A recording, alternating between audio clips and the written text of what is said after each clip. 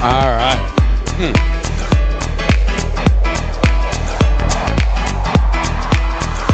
Better to be dead and cool than live and uncool. Welcome back to Joe Braymeyer Presents, right out of the great Wilton, Iowa. It feels so good to be back here in the podcast studio.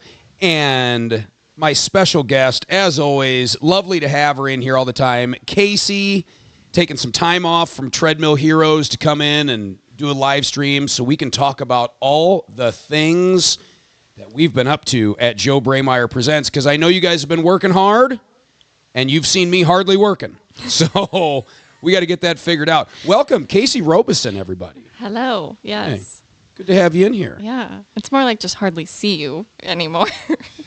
Oh, I feel terrible. I feel like I'm an absentee captain. It's okay. Then you show up in outfits like that, you know? What's wrong with this? This is amazing. Look at this thing. It's a polo.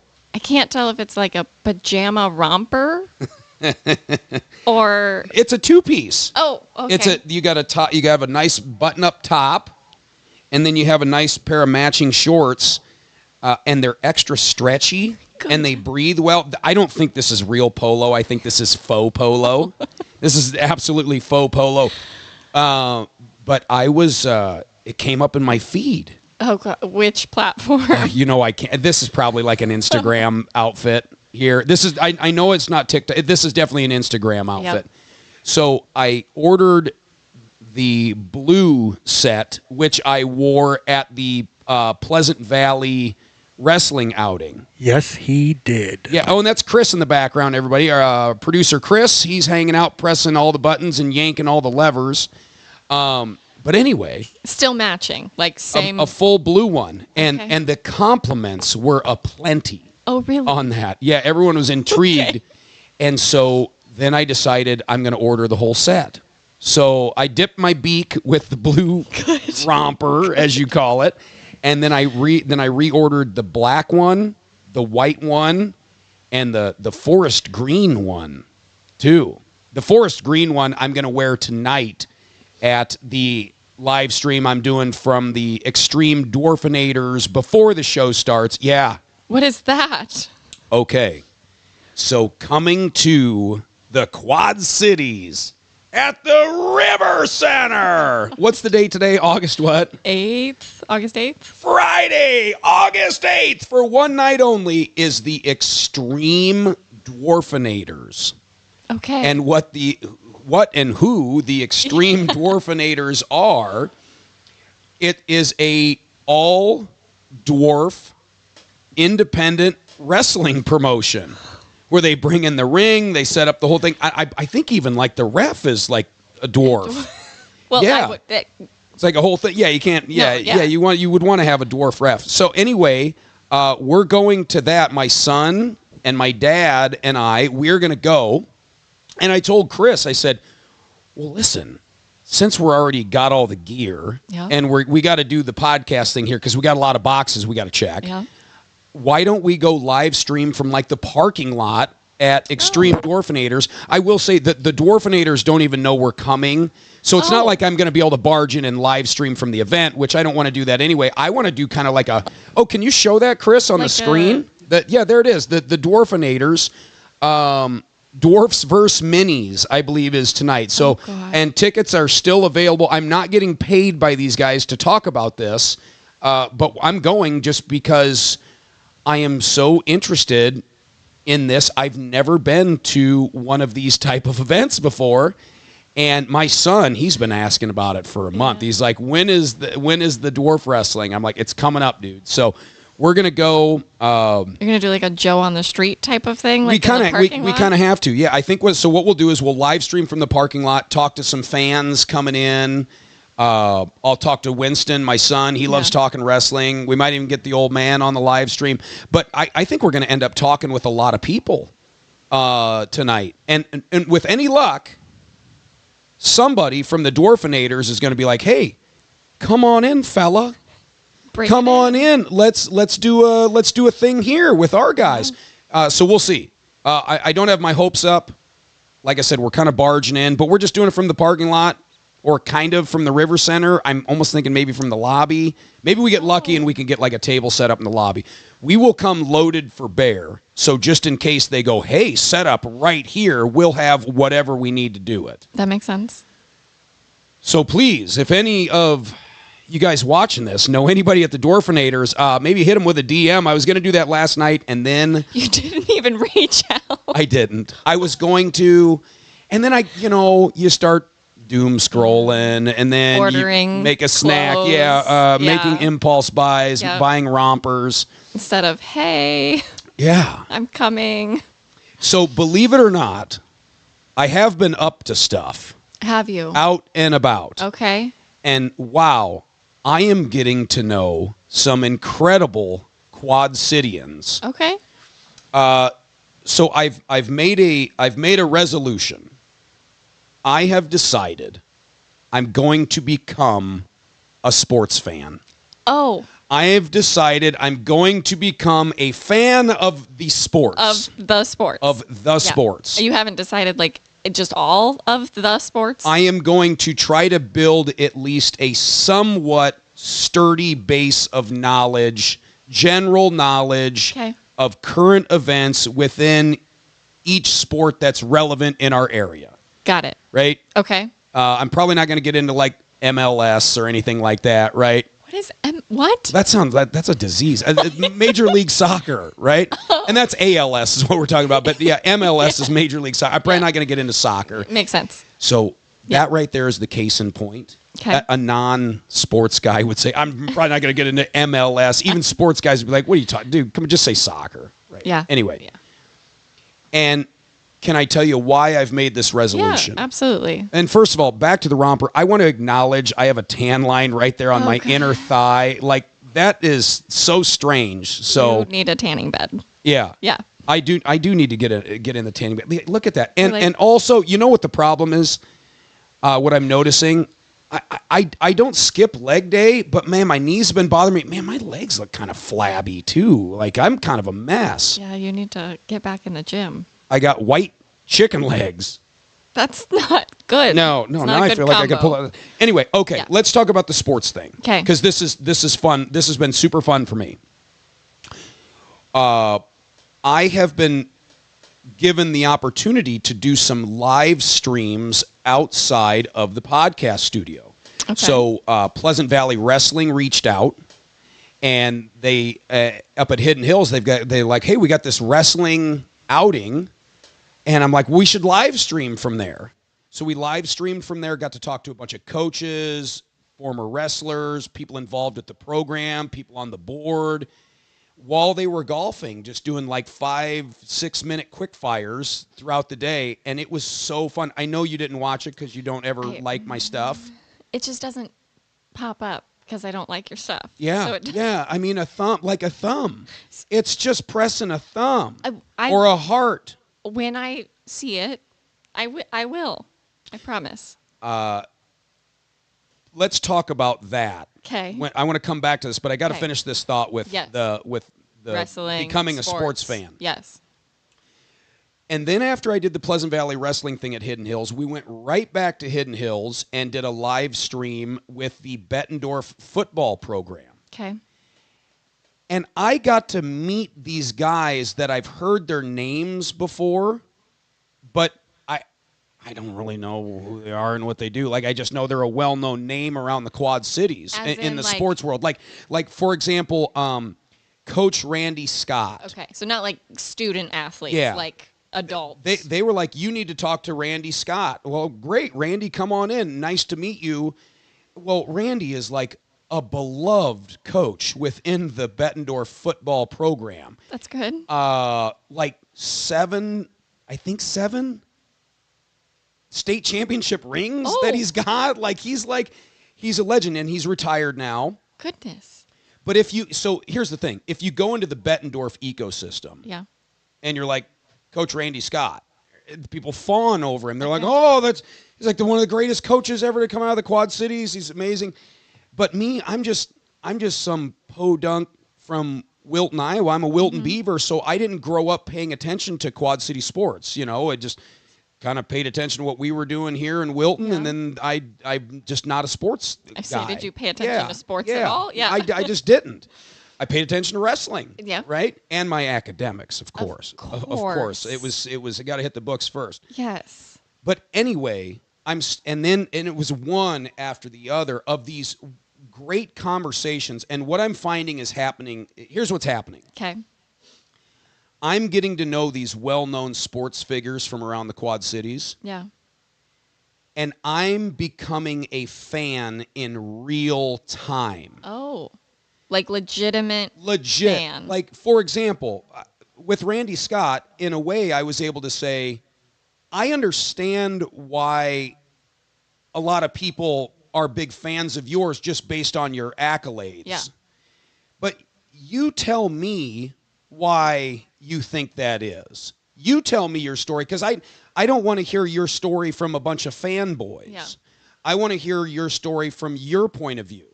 And that allows me to just have a real conversation with him, and I'm not clouded by fandom.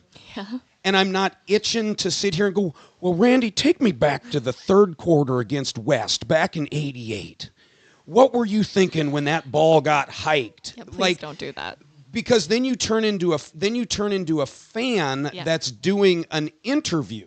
And I don't want to be a fan that does an interview. I just want to be a real person to say, hey, you've got a lot of street cred. Let's find out why. I don't know. And so what's happening during these conversations is I'm becoming a fan in real time, and that doesn't cloud the conversation. That's good. It just keeps me more interested. I'm like, really? Like, that's amazing. Tell me more.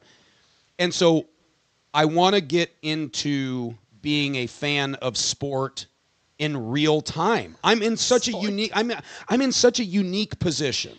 A 43-year-old guy that lives in the Quad Cities that is blessed enough to have some microphones and some cameras. Yep. And I can get into the sports world, and it's all feeling fresh to me. It's super exciting. Like, I've got all these guys coming up to me and be like, well, you know who you need to have on. You need to have on so-and-so. And I'm like, well, who is so-and-so? Whoa, he did this, or she accomplished all of that. And I'm like, well, that sounds interesting. Let's learn about it together. Yeah. So great stuff coming. These events have led to so many budding relationships out there with people. And I feel like the coaches and the well-known players and all these guys, I think they almost appreciate it because they're not going to be put into a position of having a conversation with a fan. Yeah. They get to sit down and relax and be like, hey, we can both agree we're just people doing people stuff, baby. Just talking about, Yeah, so let's talk about it. Okay. Have you done anything outside of the sports world lately? Yes, I have. We did a veterans event. Okay. Which, oh my gosh. I'll never forget that night. I'll never forget that night. So we got the call from people involved with the Randy Couture. Okay. The Extreme Couture GI Foundation. Okay. And so Randy Couture, the UFC Hall of Famer. So Randy Couture is he's like one of the most popular people within the UFC ecosystem. Okay. Former fighter, heavyweight champ. I'm sure he's in the Hall of Fame. I don't have to look that up. I'm sure he is. Okay. He's like one of the big well-known guys, and he's been around since day one, kind of thing. Oh, okay. Like he's been involved since the early days. Anyway, Randy Couture, a veteran himself, wants to give back to the veterans. Yeah. So that's good. One of the things he founded was the Randy Couture, or the Extreme Couture GI Foundation. And what that is, they give money back to veterans. Okay. And it's 100% volunteer, and it's all donations. It's all just partnerships and relationships out there. So the foundation asked to live stream from the R Bar in Davenport, so we got to live stream from the R Bar and talk to all the guests and the sponsors and the donors and all these people involved, and it was great. And you know what else is great? Yes, what? We have an extra special guest coming in today. Oh. we have Shane Hollister. Okay. Professional wrestler Shane Hollister, who I'm meeting for the first time. I'll tell you what we're gonna do. Casey, what I want to do, I'm gonna give Shane the hot seat. We're gonna give you green velvet over here, and we're gonna switch up. And I'll tell you, I never shake a man's hand sitting down. So hold on here. Let me get up here. Shane, nice to meet you. Yeah, come on in. Have a seat here. We're live streaming on the platform. All right. And let's see if we can get that nice and comfy, cozy for you right in there. The seat's already nice and comfy. You might fall asleep here in a second. Yeah. Okay. I am going to set the table the best I can with the limited knowledge that I have on Shane. Shane Hollister is do we call it a professional wrestler? You're a professional wrestler on the independent circuit. Yes. Right here in Eastern Iowa.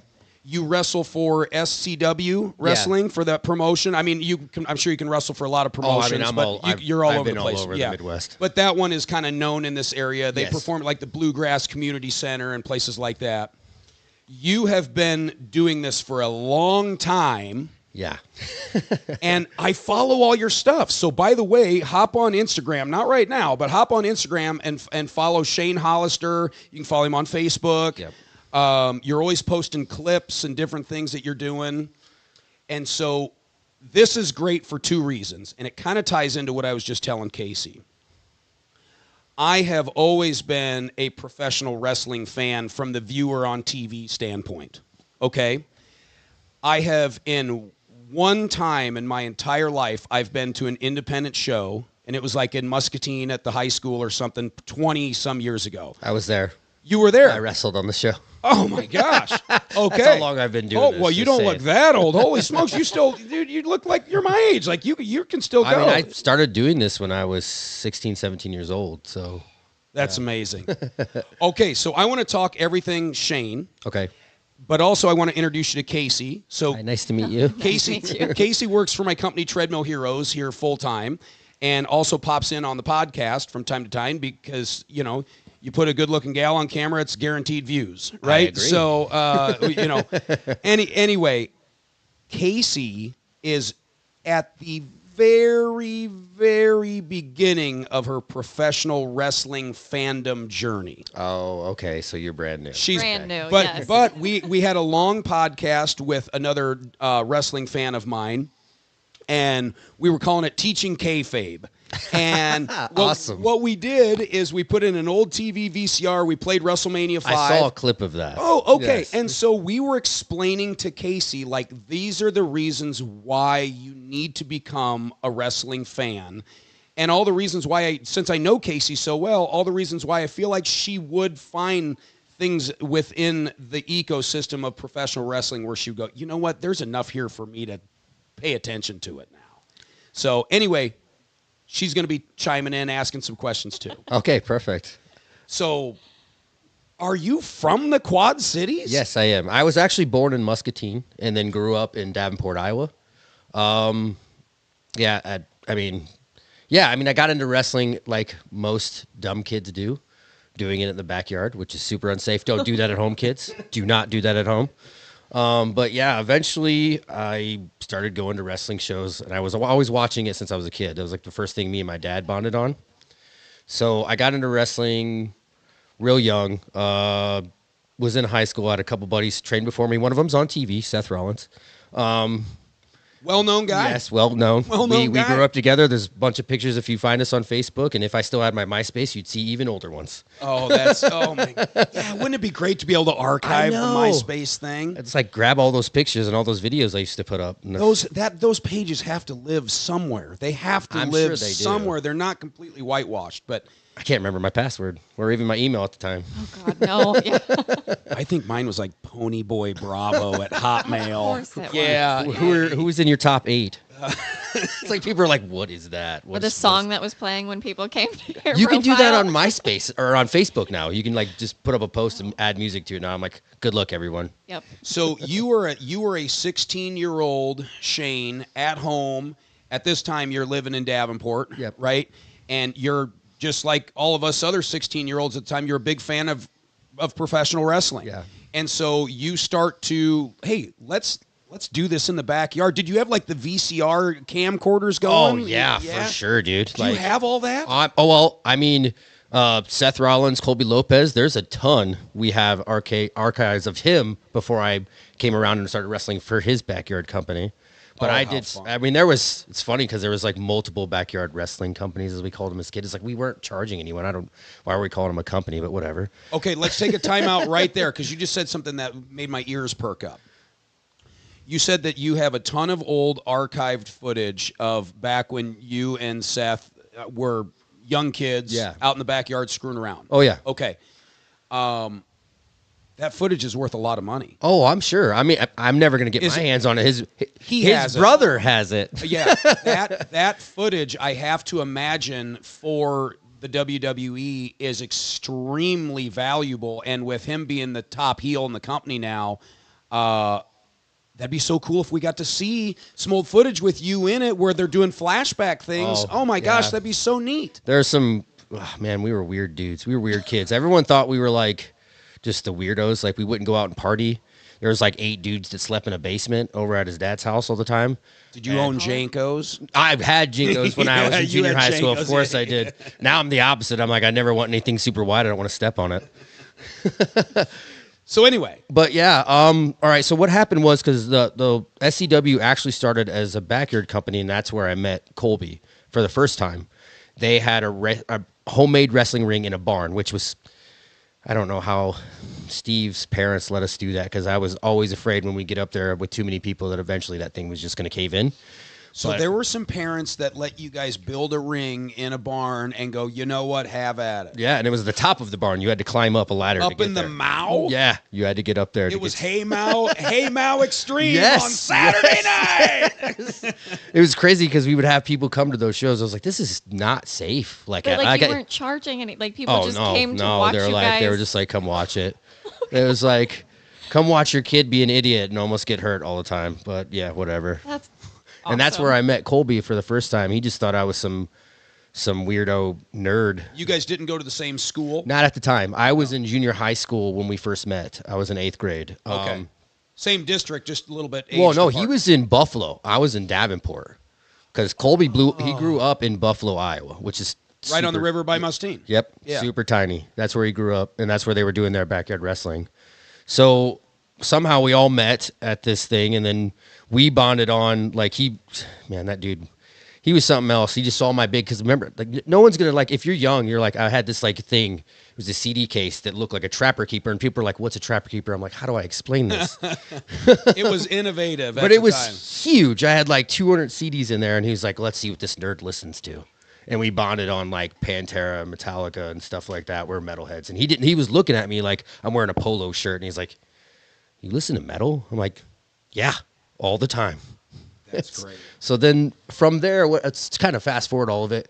Eventually, the parents are like, you can't do that anymore. Somebody's going to get hurt. Yeah. So we're like, okay, how are we going to do this? We're never going to be able to do this anywhere else. So we went back to doing stupid stuff in the backyard, which was even more unsafe. And then eventually there was a buddy of ours who had a bunch of money that came into his life, and he was like, I'm buying us a wrestling ring. How cool. Right. How cool. Yeah, that's great. I mean, when you're a young guy like that, and if you're a huge wrestling fan and you got a little bit of dough, man, why not? Yeah. So were you guys at the time, were you doing like the fluorescent bulbs across the back and all that wild stuff? Oh, no. Okay. I only recently did that in the last year, which is crazy on my part at my age. But yeah, no, we never did the light tube stuff. I never did. And I don't think Colby and his group of guys, like, we all grew up together. None of those guys did light tube stuff. I almost think that's such a smart way of going about it, because you can always go down that road if you need to play that card. Right. But if early on, I think when these independent guys, if they get into that real extreme stuff, it's really hard to dial it back then to do something that would allow you some longevity in the sport. And yeah, it's almost like too much cake too quick, and then where do you go from there? Yeah, it's like, I mean... Then it's not special, It's right? not, no, because if you don't build up to it and you see all the time, it's like, okay, what are you going to do next? I mean, you going to pull a shotgun out and blow the guy's head off? Exactly. Like, where do we go from here? Yeah. Interject here. Oh, yeah. Casey, you're in here. Oh, I'm yeah, sorry. yeah. Shane and I are over here nerding out No, we already. are, sorry. Yeah. I'm just so confused. What is this light tube Like thing? tanning bed light tubes. But like, so this is like something extreme that you resort to. Well, if you see what they call deathmatch wrestling, you'll see like they build these contraptions, a bunch of fluorescent light tubes, and they'll go through it. Okay. Oh. Yeah, you take the bulb and you bust it across somebody's back. And it by the way, I did it in Iowa City. And I was like, do I have to swing this hard? And he was like, you barely have to swing it. Because if you swing too hard, it actually, with the swing, will break before you even hit the guy. Because the tubes are so like flimsy. Break. Okay. Yeah. Okay. Have you ever seen one of those break? No. It shatters into a bazillion pieces, and it's got like this smoky chemical inside of it, so like it lets off a little like smoke. A weird little mist smoke comes off of it. It sounds optically cool, but like not. I took one to the head not that long ago, and the funny thing Oh. is, it didn't hurt me as much as people thought. The guy who hit me cut his hand. That's because that's one thing that you don't think about or see when you see the light bulb thing is how easily people can get their palms cut up. Oh, yeah. I'd rather have a gash to the head than have my palm cut Oh, up. trust me, I can tell you that story when we get there. But it wasn't from a light tube. Okay, so you avoided the hardcore extreme stuff, wisely so. And well, when we first got the wrestling ring, that was when SCW did its first show, which we're coming up on our 22nd anniversary, the September 6th, which is nuts because I was there at the beginning. Wow. Yeah. Was that the show? So when I first said that Muscatine High School show, the only one I've ever been to. That wasn't our first show though. Marty Jannetty was there. Yeah. Are we talking about the same show? Well, I'm positive. If I wasn't at the one with Marty Jannetty, but AJ Styles wrestled Colby in Muscatine at the high school too. And that was before a lot of people really knew AJ because he was doing TNA, which wasn't huge at the time. And then Colby was still just an independent guy. So anyway, you get the ring. Yeah. And you guys are cooking with gas. Yeah, we start doing a show. We do our first show at a church. Well, right after that first show, they were like, we don't want you back. Yeah, probably not. Yeah. It's a church, and we're like young teenagers fake beating each other up. It doesn't look so great. So we had to find a new venue, and I mean, the rest can be pretty much history, but none of us were trained but one guy, so he showed us a lot of stuff. Like we learned how to fall, what we call a bump. I knew how to do that and somewhat hit the ropes, which I go back and watch some of those old videos. I'm like, ugh. I never want to watch it again. It was just terrible. It's like cringeworthy. When I watch myself, I'm like, ugh, no. You know what? I bet. I bet that would be hard to rewatch. Yeah. I'll go back and rewatch some podcasts, and I'm like, oh man, you sound awful. What are you talking about? Yeah. But yeah, I mean, eventually, my buddy Nick, who owns SCW Pro, he wrestles under the name Eric Brave. Him and Colby, who when they started training, and then Colby changed his wrestling name to Seth Rollins. It was Tyler Black, but for the longest time on the indie scene before he got signed. So at that time, when he got signed, WWE wants to own the rights to your name. So you have to come up with You're getting a new name. Yeah. Yeah. And some people think, I've never really Did you know that, Casey? No. Yeah. When you get let go, you can't hold on to that name anymore. It's theirs. They own it. Unless you're like a guy like CM Punk who negotiated a deal that was his independent name. I'm not signing until this is my name no matter what, and I own it. Yeah, so at some point Seth Rollins is going to retire, and he can't like start an Instagram page that says Seth Rollins. It'll have to be Tyler Black or Colby or whatever. That's why the wrestling school, because Merrick Brave and Tyler Black is called Black and the Brave Wrestling Academy. That's out of downtown Davenport, Iowa, and there are kids that come from all over the world to train there. Like, it's crazy. Okay. I would love to do a live stream from there someday. I hope you can tee that up. Yeah, that'd be so fun. Yeah, I'm sure we can make it happen. I mean, he's barely in town nowadays. The man owns, I don't know, he's got a house in LA. I think that was Becky's. So they're barely in town. I mean, I'm sure it's, with it being as warm as it is, sometimes they come home. But I mean, I want to go in and talk to all the local guys. Like I want to talk to guys like you. Like, we can always talk to the brass. I want to talk to the guys that are in the trenches. Yeah, there's Matt who wrestles under the name Crotch, which if you don't come to shows, you're like, what? Crotch? That's really weird. But he's actually one of the trainers as well down there. So it's Merrick Brave, Matt, Mayday, Crotch, and then Seth Rollins, or like they are the trainers of the school. I was for the first 2 classes, but I had my son, and then life happens, and I'm like, I can't have my shoot job and then go train people till 11 o'clock at night and then come home and barely sleep. Explain to Kacey when you said I can't have my shoot job. Shoot job is your real job. Gotcha. Okay. So anything you hear, okay, so sometimes you might even hear a term like they shot on each other, meaning they really got in a fight, like it got real instead of, okay, yeah. Okay, yep. So like when we say shoot, it's like when somebody does that while they're talking, they're like, this is real. I'm not playing a character anymore. Okay. Yeah. So many words. Yeah, there's a lot of lingo it's that like comes. a vocabulary you have to learn. And if you really go down the rabbit hole of how far back pro wrestling goes, it's the second longest traveling performance art besides the carnival, and it started in the carnival. So that's that kind of makes sense. Yeah. And there's an old wives' tale that it started in Iowa. Professional wrestling started in the Cedar Rapids area, from what I understood. It would not surprise me at all. It would not surprise me at all. Like start. Like back in the early 1800s or whatever, they've been able to trace it back to the very first professional wrestling promotion around the Cedar Rapids area.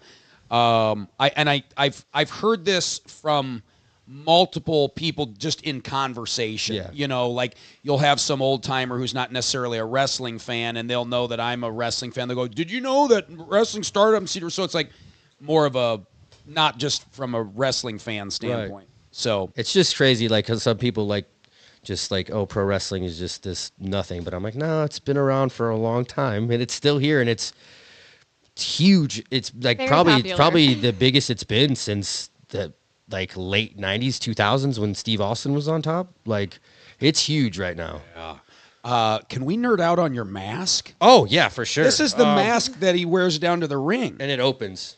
So when I open my jaw, it opens. But the thing about this mask is let me see that. I wish one of these days. Am I allowed to hold it? Yes, like, be careful. Okay. I let a kid hold it one time, and one of the tooth broke off of it, and I had to glue it all back together. But and it's expensive because realistically, where it comes from is a band called Slaughter Prevail, and they're based out of Russia. So that mask I ordered, and I forgot I even ordered it.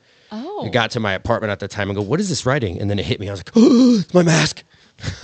Wow, so this is a special order out of Russia? Yeah, well, the whole band wears it, and the singer, he wears it when he performs because the mouth opens. And if you actually look him up, his name's Alex the Terrible, and his voice sounds like concrete being drug on concrete. It's the deepest death metal vocals you'll ever hear in your life. It's crazy, dude. But that's neat. So how long have you had that? I've had that. Like, how long has this been part of your probably going on 3 years, I think I've had that mask. That's cool. And you can tell it's got wear and tear. The glue on the bottom, that's not supposed to be there. And I had to hold that together. It was pretty brutal. I had a red one, and I was in Chicago, and my bag fell over and it broke. I was like, I can't just order another. How much is one of those, Dad? That was $150 plus the shipping and handling from Russia. Which, so it's $150 for the mask, about $800 to ship it. So expensive. Yeah. But yeah, I've been doing that for a while, and I'm afraid eventually that they're gonna be like, hey, cease and desist, you can't wear that to the ring anymore. But it's all right. I already have a backup guy with a new mask that's very similar that I'm gonna. That's so cool. And then I'll be able to paint any color I want because it comes white. So I saw, I was creeping on your Instagram page. Did I see you with a belt? Were you the champ? I am the champ. You are the champ. Yeah, I'm the champ right now. Yeah. We should have done very similar. That I'm gonna. That's so cool. And then I'll be able to paint any color I want because it comes white. So I saw. I'm not gonna explain it, but explain the program. Okay, so this was almost, by the way, the longest program I had ever done in SCW.